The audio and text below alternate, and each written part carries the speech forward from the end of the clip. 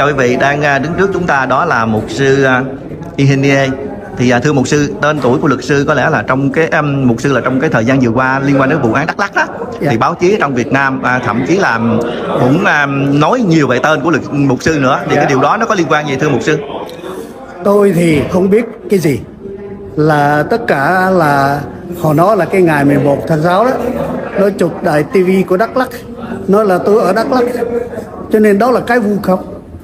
Tất cả cái sự tiếng nói của Việt Nam ở Việt Nam đối với tôi, tên tôi hay là tôi là đấu tranh hay là tôi lật đổ chính phủ, đó là cái sự sai lầm. Đó là một cái lý do mà Hà Nội nó bịa đặt tất cả mọi sự. Chính cái vấn đề mà khó khăn và tại sao và có cái vụ ngày 11 tháng 6, đó là cái bài của Cộng sản Việt Nam tự làm cái điều đó để làm thế nào mà cho có thể là tiêu diệt cái người dân tộc bản địa của chúng tôi.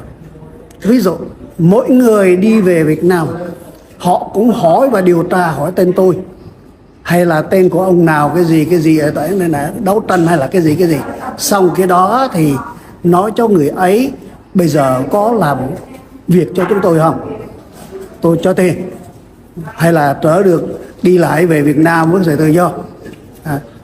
Có người thôi nào làm, có người là không làm. Có mấy anh em kia qua Hoa Kỳ cũng kể hết rồi, có người thì thật thà mà nói chúng tôi không có làm.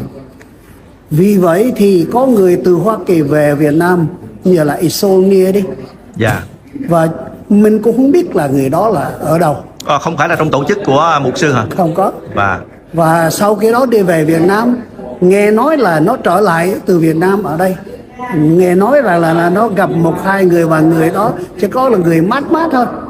Rồi xong cái đó là sau đến cái ngày đó là tất cả có cái việc đề bắt là có tên ISO là, cho nên thì có mấy người, cho nên đó là cái kế hoạch của người Việt Nam đặt là một cái mối mà để mà nói chuyện với cái người đã mất mát hay là mất trí cái gì là một cái điều đó là theo cái sự theo dõi cái vấn đề mà là ngày hôm đó người dân thường không có đủ tư cách.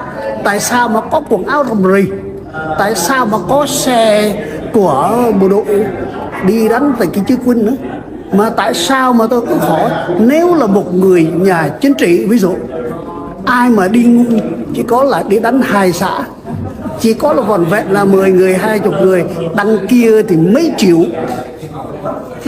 đó là như vậy thì chắc chắn là không phải là một cái nhà trí thức, không phải là một cái nhà đấu tranh tự do, không phải là tất cả là nhà đấu tranh tại Hoa Kỳ đều mà ngu đi làm cái việc đó.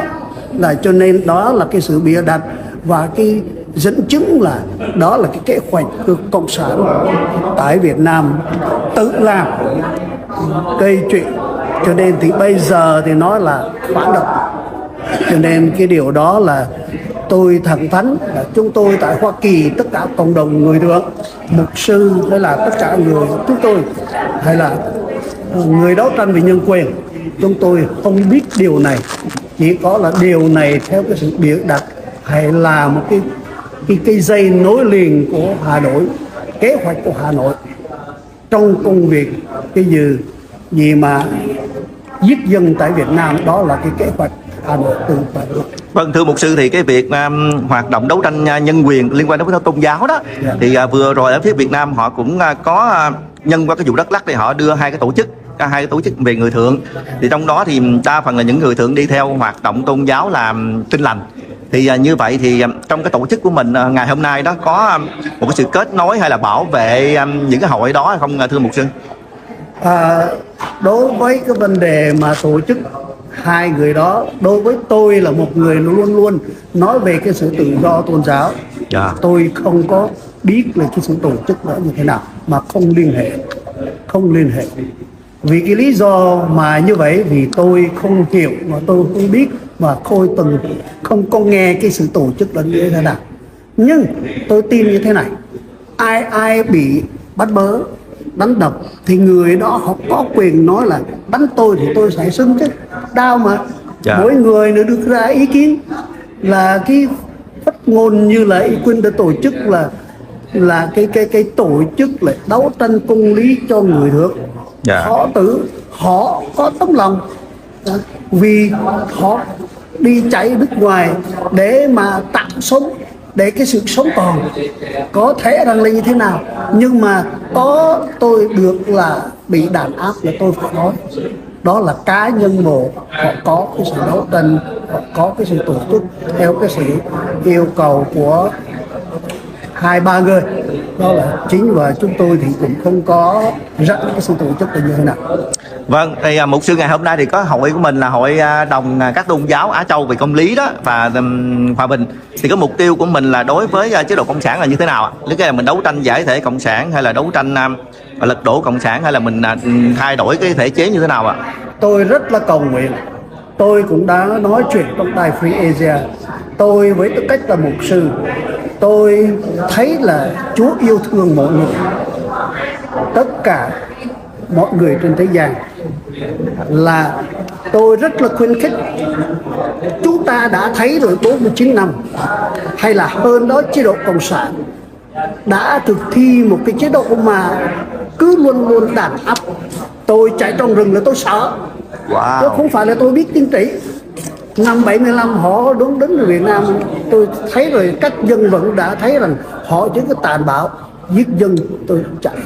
Là cho nên thì bây giờ đã biết đến như vậy rồi, bây giờ họ đã cai trị cho đến ngày bây giờ thì không thấy là cái sự hòa bình tốt đẹp cho dân ở bên đó.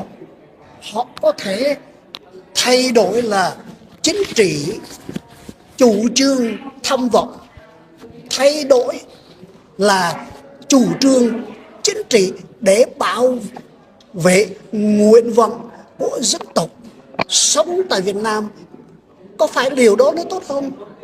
Phải. Hoặc là cứ tiếp tục là mấy năm trời rồi, bây giờ thì nước chúng ta tất cả là bắt bớ, tất cả là, nếu là tất cả dân thì nói rằng là điều này nó sai. Công an nói rằng nếu các ông nói là như vậy, các ông đã chống nhà nước rồi, ghép tội, đánh đập, bỏ tù đài, là không có một cái sự tự do cho tất cả người dân ở trên đó. Cho nên là tôi rất là khuyến khích hãy thay đổi chủ trương chính trị. Tham vọng thay là tham vọng sẽ là chủ trương chính trị để bảo vệ cái nguyện vọng và cái sự tự do, tôn trọng tất cả mọi người sống tại Việt Nam một cái con đường chân lý và chân nghĩa, đem cái sự hòa bình và công lý. Vâng, thì hiện giờ được biết rằng ở bên Thái Lan cũng còn đang rất là nhiều người gọi là người thượng đó mà theo đạo Tin Lành cũng đang kẹt ở Thái Lan. Thì cái hội của mình sẽ làm như thế nào để mà giúp những người đó? Chúng tôi tại Hoa Kỳ luôn luôn là thứ nhất là có là gửi một số tiền chút ít cho anh em được sống, vì không có được làm việc, và Thái cũng là bắt buộc là cái gì rất là khó khăn cho họ. Thứ nhì là chúng tôi cũng có nói chuyện với, liên lạc với Bộ Ngoại giao, tức là Welcome Court, cũng là được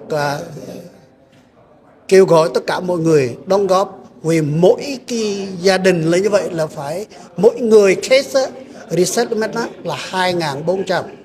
Nếu là 3 người trong gia đình là 3 người đó là 9.000 rồi. Và cần có một case như vậy thì 5 người co-sign và 5 người bảo trợ đó, bảo trợ và ký rồi gửi lại cái hồ sơ đó cho Welcome Court.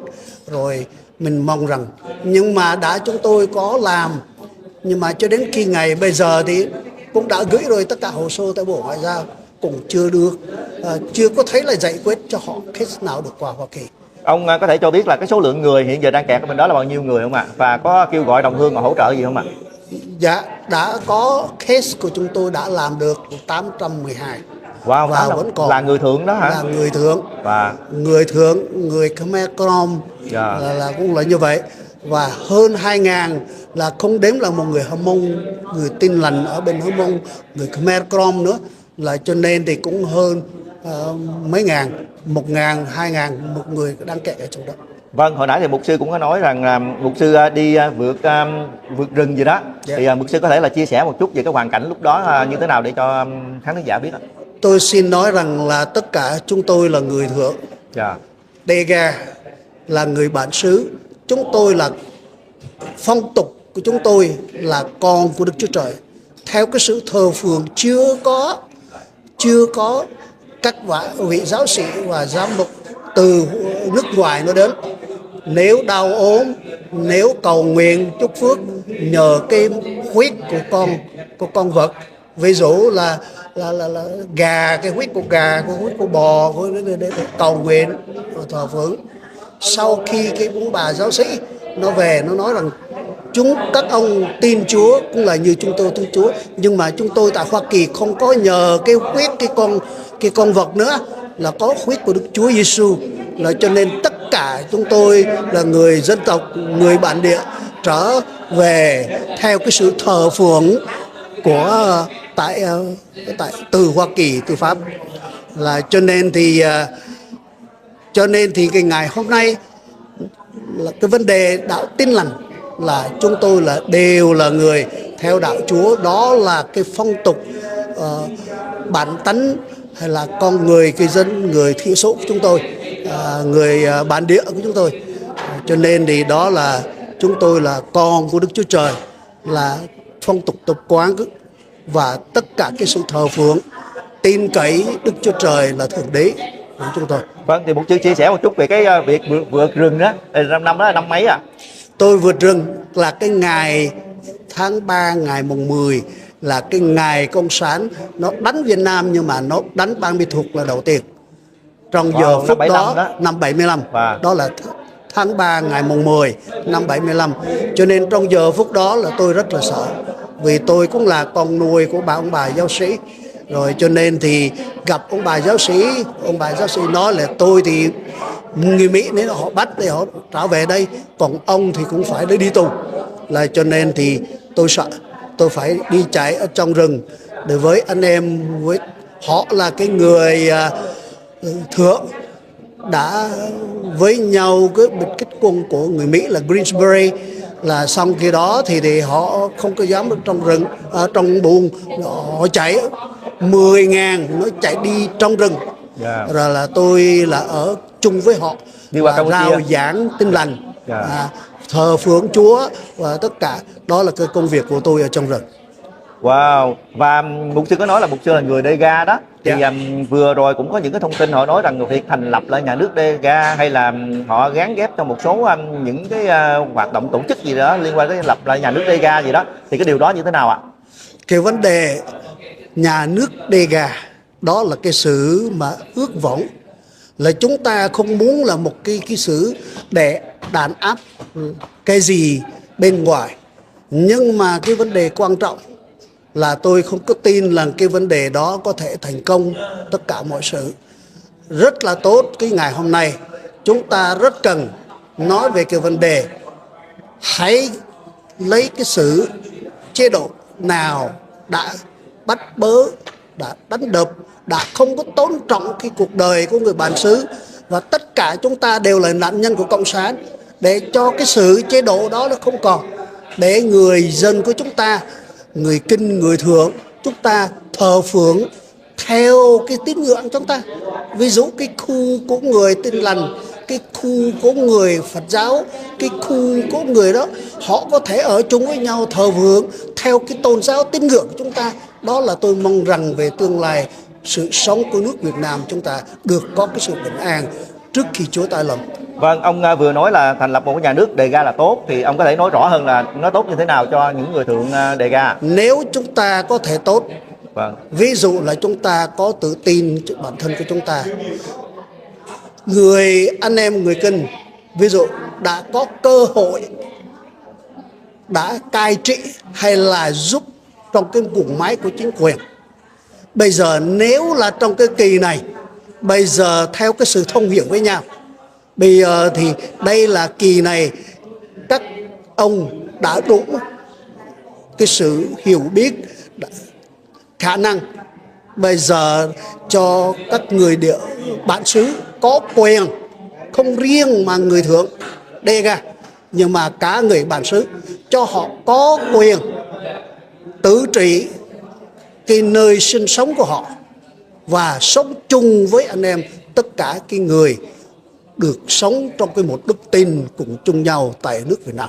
Vâng, trên một cái bài báo của An ninh TV của Cộng sản đó thì xác định rằng mục sư là cái người hình như trước đây nằm trong Phunro, rồi ngay cả là họ nói rằng ông Hinide là trong cái bộ trưởng bộ ngoại giao gì của cái Phunro nữa, thì cái điều đó ông có ý kiến gì ạ? Tôi có ý kiến như thế này. Cái từ Phunro là cái phong trào đoàn kết các dân tộc bị áp bức. Yeah.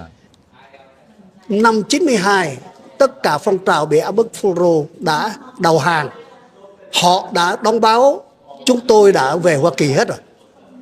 Mà bây giờ thì lật lại cái đó ở trên Việt Nam. Nhưng mà hiểu lại, càng bị áp bức, chứ không phải là người Dega thôi. Tất cả người sống, tức là ai bị áp bức đều là Phunro. Nếu không có muốn Phunro, bây giờ thì Cộng sản thì phải làm thế nào? Phải cho dân có được bình an đấy chứ. Cho nên cái sự bình an phải cai trị hoặc một cái sự chế độ yêu thương dân, nâng đỡ và tôn trọng cái đời sống của người dân. Chắc chắn là Phunro nó không có ai thấy là Phunro hay là phong trào Phunro nữa. Đấy. Là cho nên thì bây giờ thì không riêng mà Dega là Phunro, cả người đấu tranh của chúng ta, người Kinh, người Hờ Mông, người đó đều là Phunro. Từ Phunro từ đâu mà ra? Từ Cộng sản đẻ ra cái sự Phunro đã chia rẽ cái dân tộc, cả tôn giáo, áp bức cái chúng ta. Đó là cái hiểu của tôi. Vì tôi là người đang tham gia Phunro, tôi thấy Phunro không có ai là một người Phunro nào, chỉ có là cái mang danh là danh từ Phunro, là từ cái Pháp, nó là Front de Lutte des Races Opprimées, là Front United, the Liberty, the People Oppressor. Đó là cái vấn đề là phong trào đoàn kết để giải phóng dân tộc bị áp bức. Vâng, và nếu như có một cái điều kiện để mà tiếp xúc với phía bên chính quyền của Cộng sản đó, thì liên quan tới cái vụ Đắk Lắk, liên quan đến những người thượng hiện giờ ở Việt Nam, thì ông mục sư sẽ nói cái điều gì ạ? Tôi cũng là không có thay đổi. Chúa yêu thương mọi người. Bây giờ các ông muốn có cái sự hòa bình tại Việt Nam, hãy thay đổi chủ trương chính trị, cái sự các ông là cai trị, xây dựng.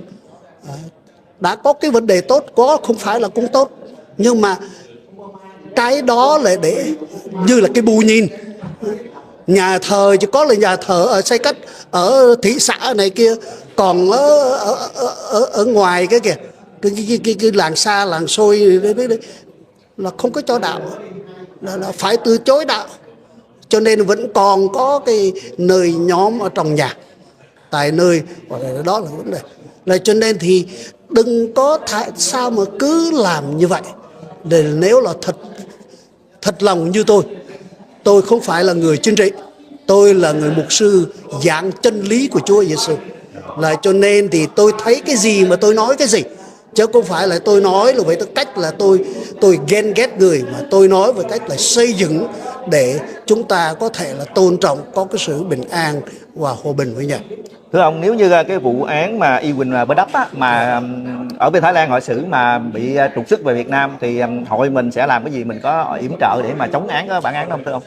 Cho nên thì chúng tôi với cái sự tổ chức Đông Nam Á và cá nhân tôi cũng đã đến Free Asia, và tôi đã kêu gọi như ngày hôm nay các cái truyền thông hãy giúp đỡ, hãy kêu gọi tất cả mọi người thì đừng có trả về Y Quỳnh về Việt Nam, rất là tội nghiệp lắm.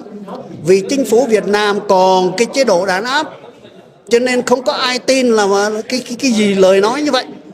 Ví dụ là nếu cho anh em bình an, tại sao mới đi đuổi, đi bắt tại Thái Lan làm gì?